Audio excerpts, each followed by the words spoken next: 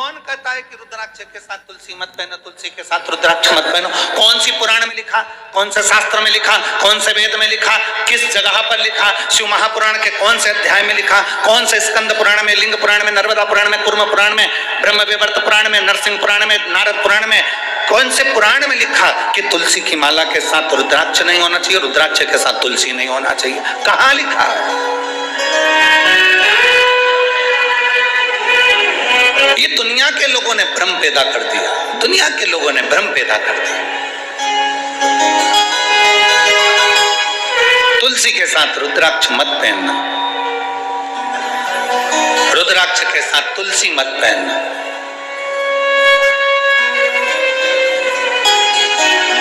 हम तो अंदर से लेकर बाहर तक रुद्राक्ष और तुलसी धारण करते हैं, चाहे जो उस रुद्राक्ष और तुलसी एक,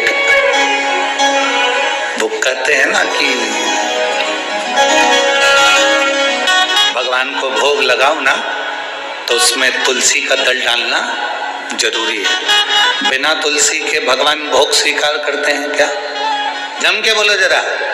नहीं, जब बिना तुलसी के भगवान भोग स्वीकार नहीं करते तो तुम्हारे तन पर तुलसी की माला नहीं होगी मरते समय, तो तुम्हें स्वीकार करेगा? करेगा नहीं।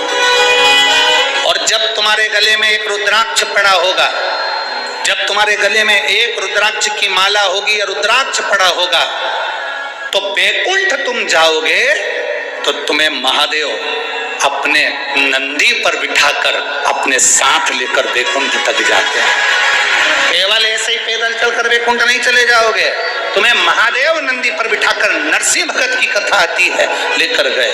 नामदेव जी की कथा आती है, औंधा नागनाथ में भगवान शंकर नामदेव जी के लिए प्रकट होकर उनके गले में रुद्राक्ष डालकर गए। पंडरनाथ की कथा आती है, जब देवाधिदेव महादेव मिलने के लिए हरि विठ्ठल से आए तो भगवान शंकर ने देखा, भगवान नारायण ने देखा, हरि विठ्ठल ने देखा, पहला वार करी, पहला जिसने वारी करी वो पहला वार करी थे भगवान शंकर। जब दरवाजे पर आए तो शिव जी प्रसन्न, भगवान नारायण प्रसन्न थे, उन्होंने अपने गले की तुलसी की माला निकालकर स्वयं शंकर भगवान के गले में डाल दी। तुम में भेद, हम में भेद, संसार में भेद हो सकता है, पर परमात्मा में कभी भेद नहीं हो सकता। ये तो दुनिया के लोगों ने अपने अपने एक स्त्रोत बना रखे हैं। राम जी, शंकर जी के मंदिर मत जाना, शंकर जी का प्रसाद मत खाना, शंकर जी के मंदिर में जल मत चढ़ाना, शंकर जी को स्त्री स्पर्श नहीं करे। अगर शंकर जी को स्त्री स्पर्श नहीं करे तो पार्वती क्यों शिव जी की पूजन करे?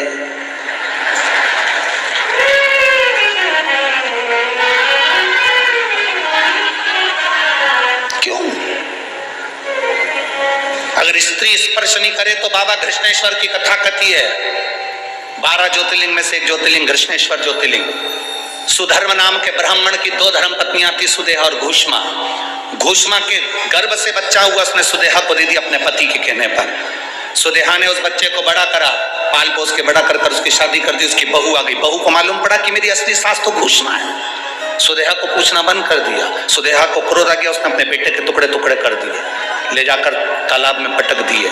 घोषमा का नियम था, शंकर भगवान के शिवलिंग की पूजन करती थी और पूजन कर कर उसका विसर्जन करती थी। अगर स्त्री नारी शंकर के शिवलिंग का स्पर्श नहीं कर सकती तो फिर घोषमा ने कैसे शंकर जी की पूजन कर ली और स्पर्श कर कर पूजन कर कर विसर्जन करके आई। जो विसर्जन करा, शंकर जी से कहा मेरा बेटा बहुत दिन से नहीं देखा, बाबा कृपा करो।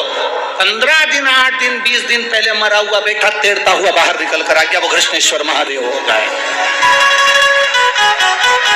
वो कृष्णेश्वर महादेव हो गए। जरा विचार करिए, कौन कहता है कि नारी शिव जी का पूजन नहीं कर सकती? माता सीता ने शंकर भगवान का पूजन करा, माँ कौशल्या कैकेयी सुमित्रा शिव जी का पूजन करती हैं, माता यशोदा शंकर का पूजन करती हैं, यशोदा जी की माँ भगवान कृष्ण की नानी पाटला देवी शंकर जी का पूजन करती हैं।